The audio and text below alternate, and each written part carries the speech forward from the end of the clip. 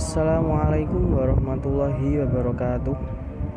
Kami dari kelompok 3 akan mempresentasikan pengembangan instrumen evaluasi jenis tes. Kami kelompok 3 yang meliputi saya sendiri Fahri Zaman Sulhak, kemudian teman saya Adifatus Syarofah, Musdalifah, Siti Zahratul Khairiyah, dan yang terakhir Maitza Lukiana Yusriyah. Yang pertama adalah pengembangan tes. Pengembangan tes. Kata tes berasal dari bahasa Perancis, yakni testum, yang memiliki arti piring untuk menyisihkan logam-logam mulia.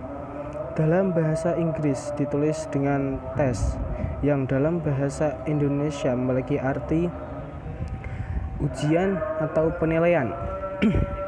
Jika tes dikaitkan dengan pembelajaran, maka dapat diartikan suatu teknik untuk mengetahui tingkat pencapaian tujuan pembelajaran atau kompetensi peserta didik.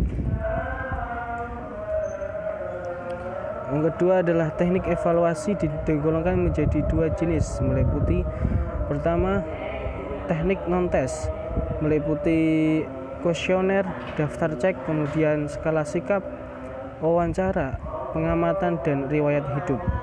Kemudian sedangkan teknik tes merupakan alat untuk mengukur pencapaian kompetensi peserta didik yang dilakukan secara sistematis, akuntabel, dan menggunakan acuan kriteria. Langkah ini dilakukan agar suatu penilaian dapat dilakukan secara objektif tanpa terpengaruh oleh latar belakang peserta didik. Kemudian menurut Arifin, tes merupakan suatu teknik atau tata cara yang digunakan dalam rangka melaksanakan kegiatan atau serangkaian tugas yang harus dikerjakan atau dijawab peserta didik. Beberapa unsur penting dalam tes diantaranya: pertama, tes merupakan suatu cara atau teknik yang disusun secara sistematis dan digunakan dalam rangka pengukuran. Kemudian yang kedua adalah tes memiliki berbagai pertanyaan atau pernyataan dalam serangkaian tugas yang harus dijawab dan dikerjakan oleh peserta didik. Kemudian yang ketiga, tes digunakan untuk mengukur perilaku peserta didik. Dan yang terakhir adalah yang keempat, hasil tes peserta didik harus diberi skor atau penilaian.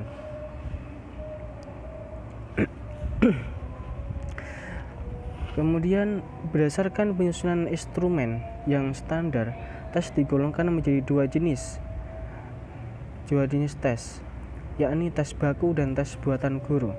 Keduanya memiliki fungsi yang spesifik dan membantu guru dalam menilai kemampuan peserta didik. Berikut ini penjelasannya. Pertama, tes baku. Tes baku merupakan tes secara yang dikenal dengan tes standar, merupakan tes yang disusun oleh instansi atau lembaga secara profesional. Tes ini bertujuan untuk mengetahui pencapaian kemampuan yang bersifat umum. Kemudian yang kedua, tes buatan guru, merupakan tes yang penyusun tesnya disusun oleh gurunya sendiri. Tes ini bertujuan untuk mengetahui hasil belajar pada lingkup khusus. Assalamualaikum warahmatullahi wabarakatuh. Perkenalkan, nama saya Adifatus Syarofah dengan NIM 18108100047. Sebelumnya tadi sudah dijelaskan sama Mas Fahri mengenai itu tes. Sekarang kita akan belajar mengenai tentang syarat-syarat tes. Syarat-syarat tes ada 5, yaitu ada validitas, ada reliabilitas, kemudian ada objektivitas, praktikabilitas, dan juga ekonomis. Validitas. Tes dikatakan valid apabila tes tersebut dapat mengukur dengan tepat apa yang hendak kita ukur. Validitas ini ada berbagai macam, namun tidak akan saya jelaskan dalam presentasi kali ini karena itu masuknya ke kelompok berikutnya pada materi kualitas tes. Kemudian yang kedua ada reliabilitas. Tes dikatakan mempunyai reliable yang tinggi apabila tes tersebut misal saya melakukan tes tersebut lebih dari 1 kali. Nah, hasilnya peserta didik mempunyai nilai yang sama antara tes yang pertama dengan tes yang selanjutnya. Kemudian, objektivitas. Hendaknya ketika kita membuat tes, kita tidak memandang latar belakang peserta didik. Misal, peserta didik yang mempunyai ekonomi yang lebih tinggi, saya berikan soal yang lebih mudah. Nah, tersebut tidak boleh. Kemudian yang keempat yaitu ada praktikabilitas. Harusnya tes tersebut bersifat praktis, baik itu secara pelaksanaannya maupun secara pemeriksaannya. Selanjutnya yang kelima yaitu adalah ekonomis. Tes tersebut juga harus ekonomis, menghemat biaya, menghemat waktu, dan juga menghemat tenaga. Selanjutnya ada macam-macam pengembangan instrumen evaluasi tes. Ada banyak sekali macamnya, yaitu yang pertama ada tes memasangkan, kemudian ada tes isai, selanjutnya ada tes lisan, ada tes isian singkat, ada tes benar salah, tes pilihan ganda, dan ada tes teka-teki singkat. Oke, yang pertama ada tes pilihan ganda. Terdapat beberapa syarat yang harus kita penuhi dalam membuat tes pilihan ganda. Yang pertama yaitu ada petunjuk soal jelas. Ini wajib agar tidak terjadi miskomunikasi antara peserta didik dengan soal tes. Kemudian yang kedua, bahasa yang digunakan harus berstandar baku. Ketiga, apabila di dalam soal tersebut terdapat gambar, tabel, bagan, maka harus tersusun secara jelas dan juga komunikatif. Yang keempat, memiliki kunci jawaban tunggal. Maksudnya apa? Dalam satu soal tersebut tidak boleh memiliki lebih dari satu kunci jawaban. Kemudian yang kelima, memiliki tingkat kesukaran yang proporsional. Biasanya untuk meningkatkan motivasi siswa dalam mengerjakan soal-soal yang mempunyai tingkat kesulitan lebih rendah atau dalam artian soal yang mudah itu diletakkan di awal, baru kemudian disusul dengan soal-soal yang mempunyai tingkat kesulitan yang sedang bahkan yang tinggi. Kemudian yang keenam ada pola jawaban yang bervariasi. Maksudnya itu, misal ketika kita membuat 10 soal, ini mempunyai kunci jawaban yang bervariasi antara A sampai E. Tidak boleh dalam 10 soal tersebut mempunyai kunci jawaban satu yang sama, misal A semua atau B semua. Meskipun mungkin saja teman-teman pernah mengalami mendapatkan soal dengan kunci jawaban yang sama. Seperti saya juga pernah mendapatkan soal dengan kunci jawaban yang sama semua. Kemudian yang ketujuh yaitu penggunaan soal negatif hendaknya diberi tanda khusus. Misal contohnya, berikut ini ciri-ciri makhluk hidup kecuali. Nah, kata kecuali ini bisa kita tandai dengan memberikan italic atau underline atau bold agar di sini peserta didik itu mempunyai kepekaan. Oh, berarti ini kecuali. Berarti ada yang diidentifikasi. Kemudian 8, tidak menggunakan negatif ganda. Maksudnya dalam satu soal tersebut tidak ada kata negatif 2 yang membuat nanti peserta didik itu merasa kebingungan atau kesulitan dalam mencerna soal tersebut. Misal seperti ini. Berikut ini yang tidak termasuk ciri-ciri makhluk hidup kecuali. Nah, dalam soal ini ada 2 kata negatif. Jadi biasanya siswa itu kesulitan dalam mencerna soal tersebut. Kemudian yang ke-9 yaitu memiliki tingkat validitas dan reliabilitas instrumen tes yang tinggi. Tadi sudah dijelaskan apa itu validitas, apa itu reliabilitas. Yang ke-10 yaitu memiliki daya pembeda dan pengecoh yang baik. Selanjutnya ada macam-macam tes pilihan ganda. Yang pertama yaitu ada pilihan ganda biasa, Kemudian yang kedua ada 4 pernyataan, yang ketiga ada tipe sebab akibat, dan keempat ada pilihan ganda beralasan. Pertama, pilihan ganda biasa. Instrumen tes ini biasanya menyediakan pilihan pada jawaban yang sudah tertera pada pilihan, misalnya pada A, B, C, D, atau E. Nah, soal pilihan ganda biasa ini, pilihannya disesuaikan dengan jenjang pendidikannya. Misalnya pada jenjang pendidikan SD memiliki 3 pilihan jawaban, yaitu A, B, atau C. Untuk jenjang pendidikan SMP ada 4 pilihan jawaban, yaitu A, B, C, atau D. Dan untuk jenjang sekolah SMA ini mempunyai 5 pilihan jawaban, yaitu antara A, B, C, D, atau E. Nah, saya akan menunjukkan contoh tes pilihan ganda. Nah, yaitu hal mendasar yang membedakan antara norma hukum dan norma-norma yang lainnya adalah A. Larangan, B. Waktu, C. Sanksi, D. Perintah, dan E. Tempat.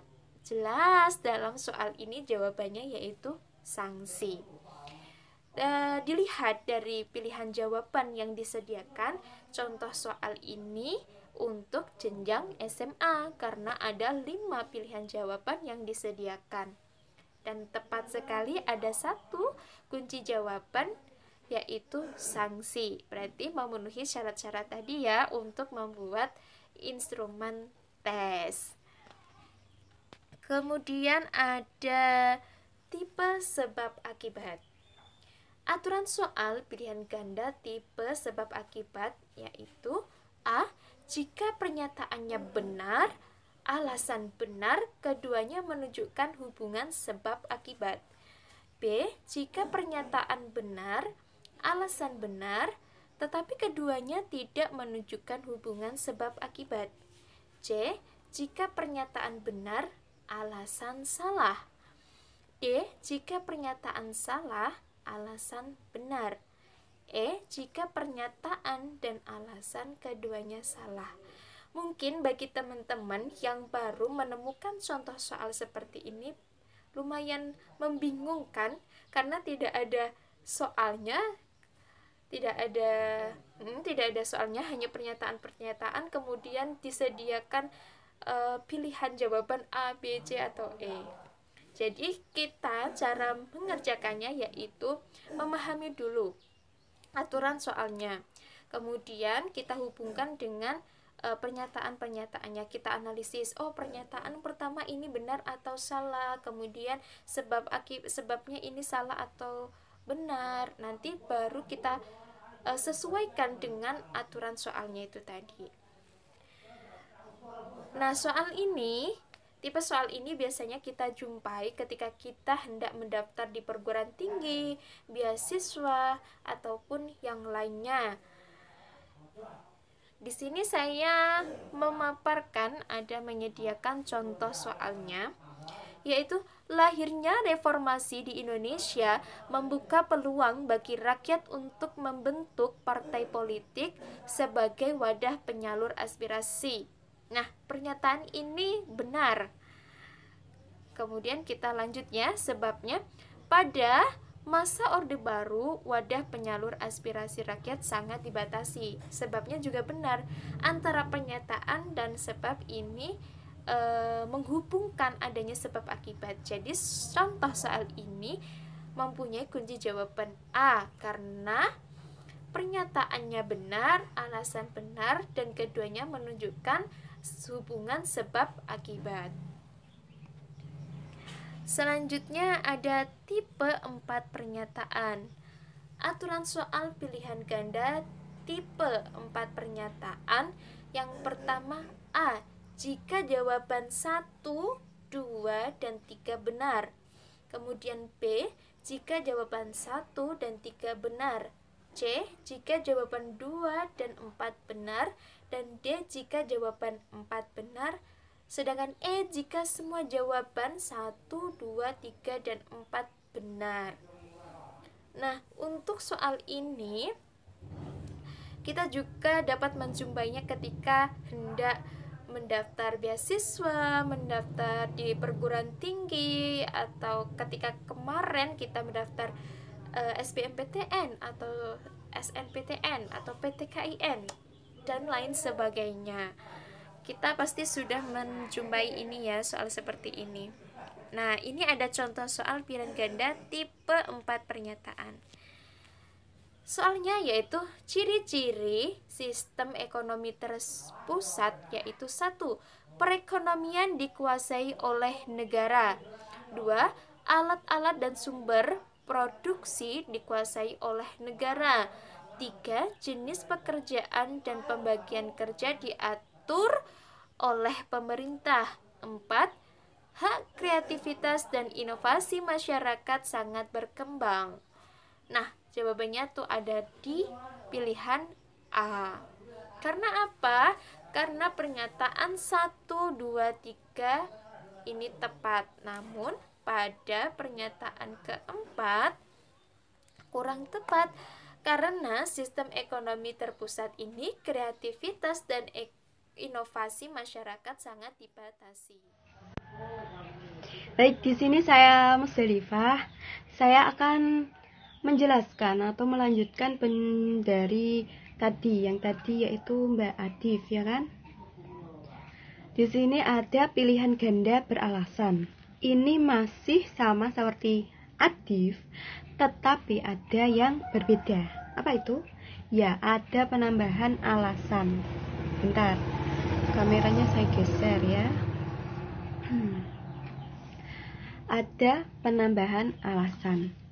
Hal ini dikarenakan dan diharapkan agar si siswa atau si peserta dapat berpikir kritis dan tidak hanya sekedar menebak suatu jawaban.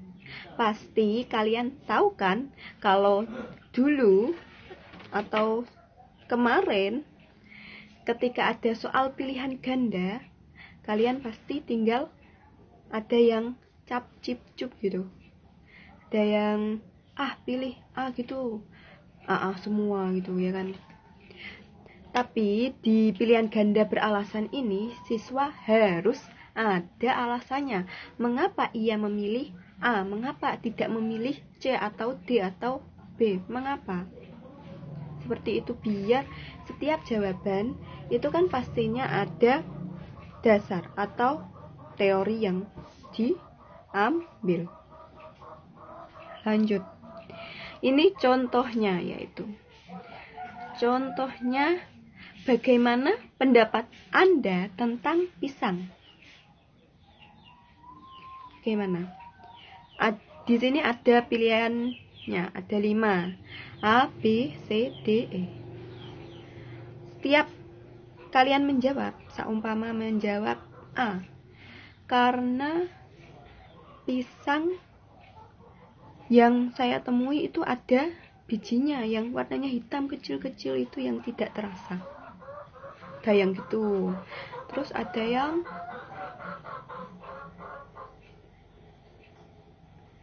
C, tapi jawaban benarnya C. Mengapa? Karena pisang tergolong tumbuhan monokotil. Dan monokotil itu salah satu cirinya yaitu berakar serabut. Ya, benar. Kok enggak A, enggak B, enggak lainnya? Karena ada beberapa pisang yang tidak memiliki biji. Yang hitam-hitam itu biji tapi sudah tereduksi gitu loh, enggak biji yang ada bijinya kan kayak pisang Pluto gitu, paham ya? Terus lanjut ke nih, indikator keterampilan berpikir kritis. Tadi kan sudah dalam pilihan ganda beralasan, siswa diharapkan dapat berpikir kritis. Dan berpikir kritis itu ada indikator-indikatornya. Di sini ada yang pertama, 1. Pertanyaan terhadap masalah. Si siswa dapat membuat pertanyaan berdasarkan fenomena atau data yang ada. Terus yang kedua, setelah menemukan pertanyaan, siswa dapat merumuskan tujuan sesuai ke suatu kegiatan. Setelah merumuskan, setelah mendapatkan permasalahan pertanyaannya, maka ia bisa menganalisis data dengan berdasarkan informasi yang ada. Terus baru masuk ke konsep-konsepnya, berkaitan dengan teori, hukum, prinsip. Setelah itu baru masuk ke asumsi. Asumsi itu si peserta dapat membuat asumsi tentang suatu hal berdasarkan data atau fenomena, dan dapat membedakan antara konsep dan asumsi. Konsep dan asumsi itu berbeda. Terus selanjutnya yaitu sudut pandang. Memberikan suatu sudut pandang suatu hal berdasarkan data atau fenomena, misalnya persamaan dan perbedaan. Terus ada interpretasi dan menarik kesimpulan. Itu nanti ada membuat interpretasi dan bisa membuat kesimpulan. Terus ada implikasi dan konsekuensi. Nanti ada menjelaskan implikasinya, terus menjelaskan sebab akibat suatu fenomena gitu. Lanjut ke keunggulan tes pilihan ganda, yaitu 1. Penilaian objektif.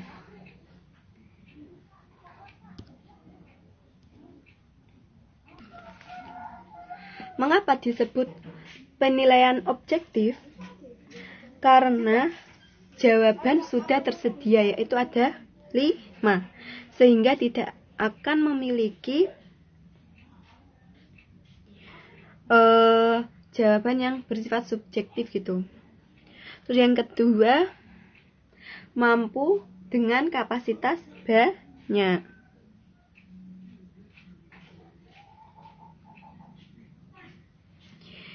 Biasanya di tes pilihan ganda itu bisa dilakukan tidak hanya di sekumpulan saja, tapi bisa global gitu. Satu sekolah itu bisa, bahkan satu negara itu bisa.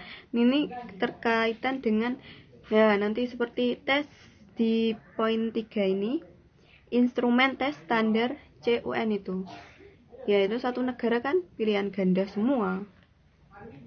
Terus bisa menilai jumlah pengetahuan yang lebih banyak.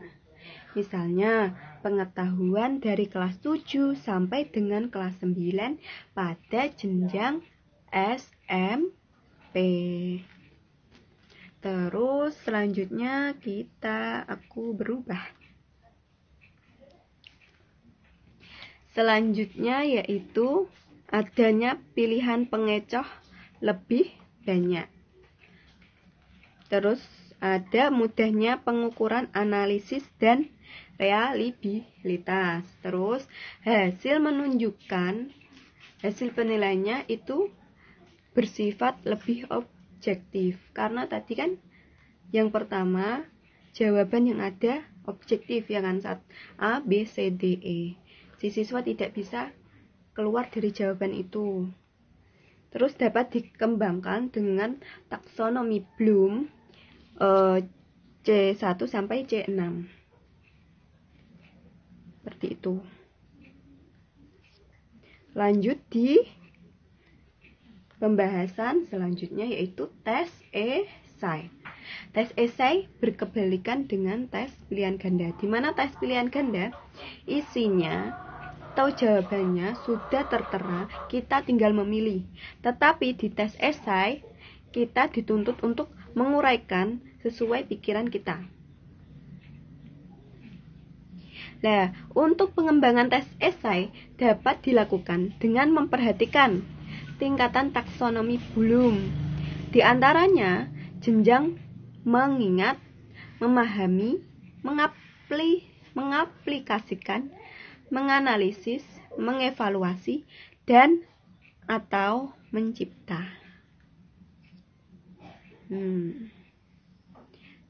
Kalian pasti pernah tes esai kan? Biasanya tes esai ROM 2 gitu setelah pilihan ganda ROM 1. ROM 2, ROM 3, ROM 2 lebih pendek jawabannya, tapi di ROM 3 itu wah panjang tuh esai ya. Terus keunggulan tes ini apa? Keunggulan tes ini dapat menggali informasi lebih banyak. Pengembangan pada jenjang taksonomi Bloom memahami sampai membuat dapat dikembangkan secara optimal.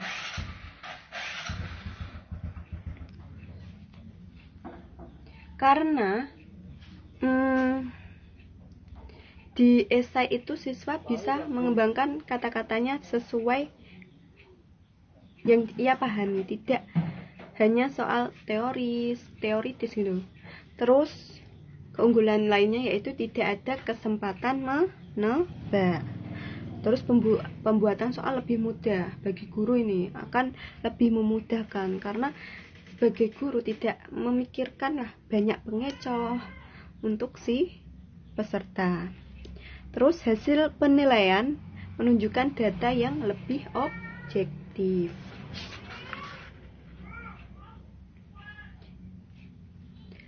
Itu penjelasan dari saya. Selanjutnya Mbak Siti.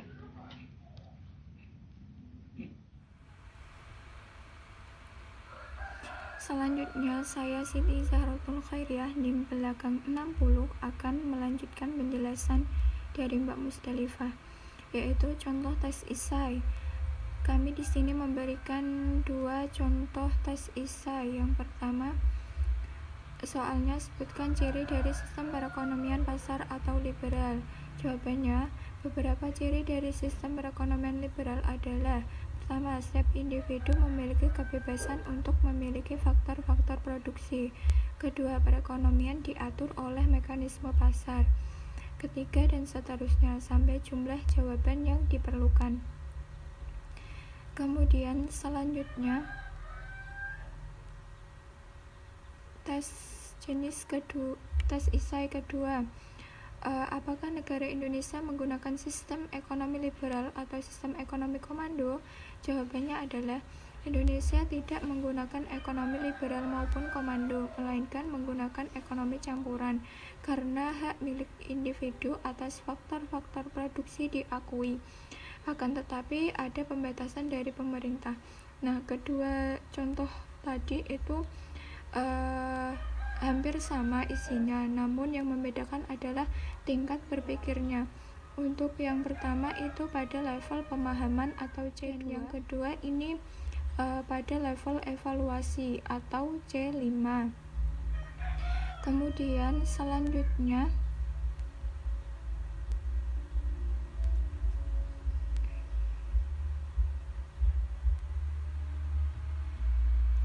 ada kelemahan tes esai dibandingkan pilihan ganda.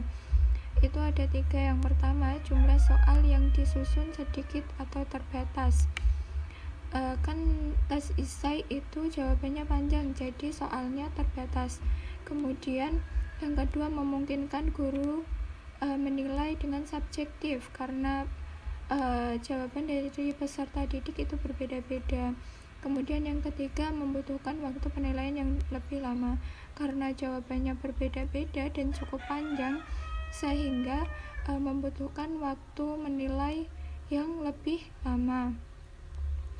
Kemudian selanjutnya,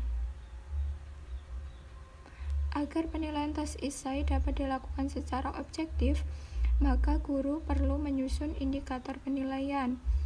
Berikut ini contohnya. Kriteria pertama sangat lengkap dengan skor 5, yaitu ketika 5 indikator ini muncul pada jawaban. Pertama, indikatornya jawaban yang diberikan jelas. 2, penjelasan memiliki hubungan erat dengan pertanyaan. 3, konsep benar. Kemudian dapat menghubungkan antar konsep. Kelima, disertai pengembangan contoh.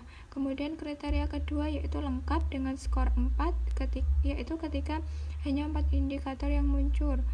Kemudian cukup lengkap, skor 3, hanya 3 indikator yang muncul. Kurang lengkap, skor 2 dan 2 indikator yang muncul. Tidak lengkap, skor 1 dan hanya 1 indikator yang muncul.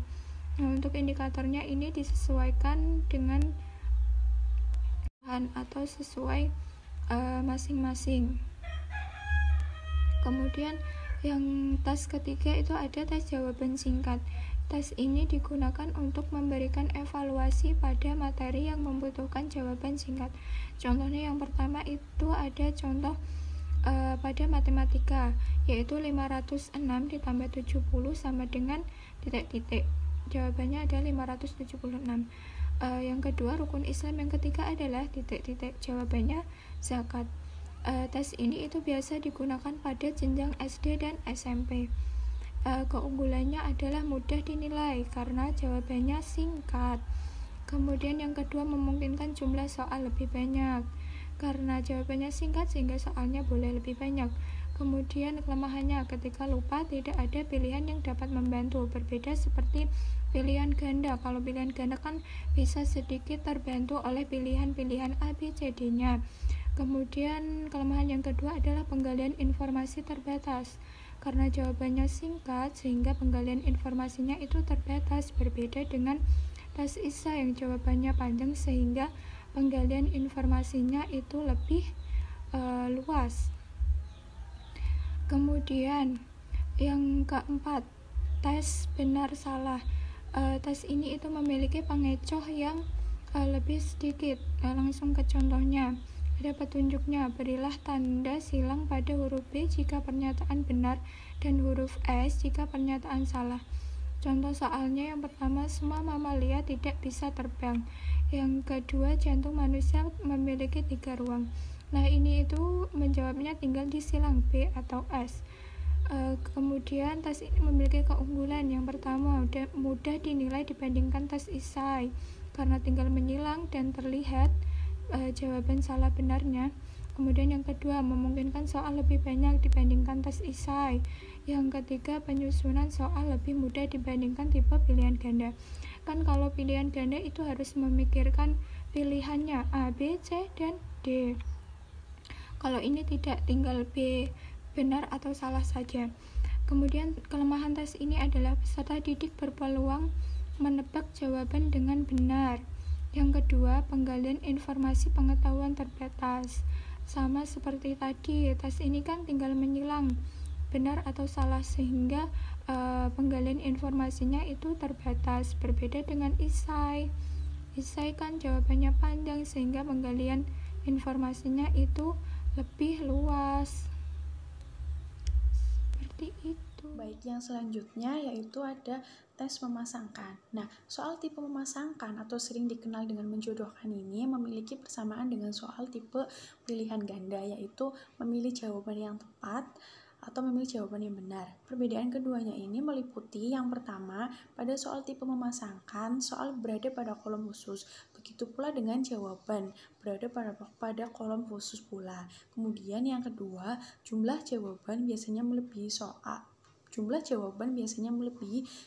Hal ini bertujuan sebagai pengecoh. Kemudian selanjutnya yaitu ada keunggulan dari tes memasangkan ini. Yang pertama, jawaban singkat sehingga mudah dinilai oleh guru dibandingkan dengan tes esai yang memiliki jawaban yang panjang. Yang kedua, memungkinkan jumlah soal lebih banyak dibandingkan dengan soal esai. Dan yang ketiga, jika peserta didik lupa jawaban, memungkinkan ada pilihan yang tepat untuk membantu mengingat. Adapun pilihan jawaban yang terbatas yaitu penggalian atau eksplorasi informasi pengetahuan peserta didik menjadi terbatas. Ya, next. Nah, berikut merupakan contoh tes memasangkan atau menjodohkan. Nah, petunjuknya, pasangkan antara kelompok A dan kelompok B yang memiliki hubungan yang tepat. Nah, seperti yang sudah saya jelaskan di awal bahwa jawaban dipisahkan dalam kolom sendiri, begitu pula dengan soal dipisahkan dengan kolom sendiri. Nah, di sini kelompok A merupakan kelompok soal dan kelompok yang B ini merupakan kelompok jawaban. Bisa dilihat untuk yang jawabannya lebih dari soal. Seperti yang sudah saya jelaskan tadi, tujuannya apa? Tujuannya yaitu sebagai pengecoh. Kemudian next, yang selanjutnya yaitu ada tes lisan. Nah, pelaksanaan tes kan sering sekali dilakukan dengan cara tertulis. Namun pada kesempatan lain, guru juga dapat melakukan tes dengan cara non tulis atau melalui tes lisan ini. Nah, tes lisan ini dapat menjadi alternatif yang sangat baik dalam proses pembelajaran. Penilaian kurikulum 2013 sangat mendorong para guru untuk dapat mengembangkan tes lisan dalam menilai kompetensi pengetahuan.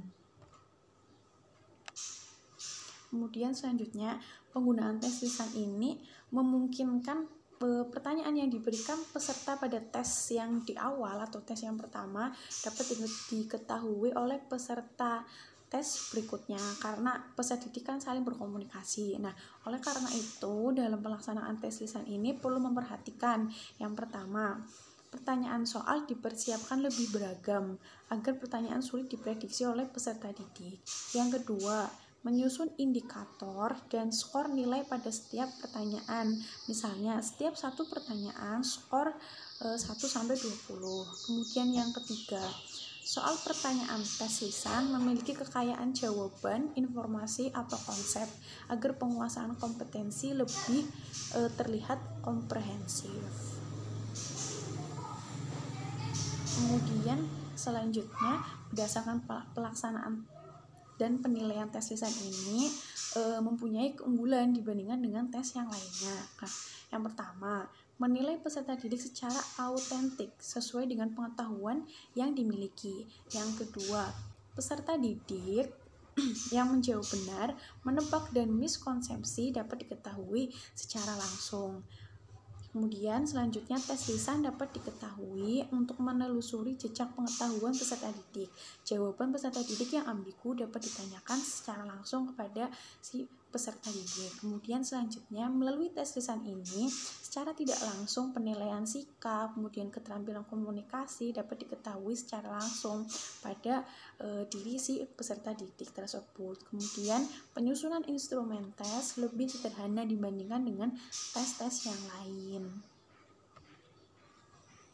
Nah, kemudian tes lisan ini mempunyai kelemahan. Nah, apa sih kelemahannya? Yang pertama, membutuhkan perhatian yang lebih tinggi untuk mengamati kemampuan peserta didik dibandingkan dengan jenis tes pilihan ganda. Kemudian, menilai jumlah peserta didik yang terbatas. Hal ini sebagai upaya agar penilaian secara objektif. Kemudian yang ketiga, membutuhkan waktu tes yang lebih banyak dibandingkan dengan tes pilihan ganda. Yang selanjutnya yaitu ada tes teka-teki silang. Nah, penyusunan instrumen tes dengan tipe teka-teki silang diinspirasi dari tes wawancara umum yang dikenal oleh masyarakat luas. Seseorang biasanya mengisi teka-teki silang untuk memanfaatkan waktu luang, sekaligus juga untuk mengetahui tingkat wawasan pengetahuan. Nah, ide tersebut dimanfaatkan oleh praktisi pendidikan untuk menyusun instrumen tes agar dapat digunakan peserta didik sebagai sarana mengukur tingkat penguasaan pengetahuan dan gaya yang lebih menarik. Nah, berikut ini contoh dari tes teka-teki silang. Ada yang menurun, ada yang mendatar.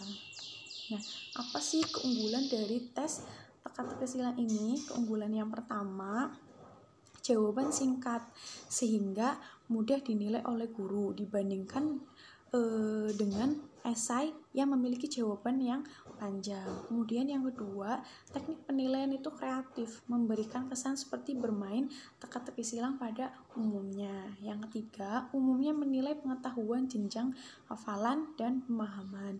Yang keempat, penilaian teka-teki silang dapat digunakan sebagai media pembelajaran. Nah, selanjutnya yaitu kelemahan. kelemahan dari tes teka-teki silang. Nah, kelemahan yang pertama, jika peserta didik suka bermain teka-teki silang, maka penilaian teknik ini menjadi kurang diminati. Jika peserta didiknya kurang suka dalam tes ini, maka tes ini kurang diminati oleh peserta didik. Kemudian yang kedua, penggalian atau eksplorasi informasi pengetahuan peserta didik terbatas karena pada isian singkat. Kemudian yang ketiga, jika teka-teki silang disusun dalam jumlah yang banyak, akan membutuhkan hubungan konsep yang sedikit lebih rumit dibandingkan dengan penyusunan soal tipe lain seperti memasangkan atau isian singkat. Demikian pemaparan dari kelompok kami. Kurang lebihnya mohon maaf. Semoga bermanfaat. Terima kasih. Wassalamualaikum warahmatullahi wabarakatuh.